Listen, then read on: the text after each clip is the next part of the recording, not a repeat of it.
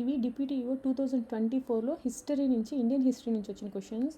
ఈసారి Indian history నుంచి AP history నుంచి చాలా క్వశ్చన్స్ వచ్చాయి. ఓకే, ఫస్ట్ క్వశ్చన్ చూద్దాం. శాసనోల్లంఘన ఉద్యమాన్ని మహాత్మా గాంధీ ఎప్పుడు ఉపసంహరించుకున్నారు?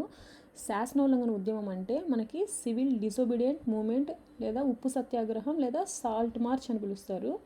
ఇది మనకి 1930 నుంచి 34 వరకు జరిగింది. ఓకే, 1930 మార్చ్ 12లో స్టార్ట్ అయింది. దీనికి ఆన్సర్ వచ్చేసి 1934 ఏప్రిల్లో ఎండ్ అయింది. నెక్స్ట్ క్వశ్చన్, క్రింది వారిలో ప్రత్యేకించి సహాయ నిరాకరణ ఉద్యమంలో చురుగ్గా ఉన్న తూర్పు బెంగాల్కు చెందిన న్యాయవాది ఎవరు? ఆన్సర్ చిత్తరంజన్ దాస్. ఇతన్నే సుభాష్ చంద్రబోస్కి పొలిటికల్ గురువుగా చెప్తారు. నెక్స్ట్, మొదటి రౌండ్ టేబుల్ సమావేశం ఏ సంవత్సరంలో జరిగింది? మనకి మొత్తం 3 రౌండ్ టేబుల్ సమావేశాలు జరిగాయి. దానిలో మొదటిది 30లో జరిగింది.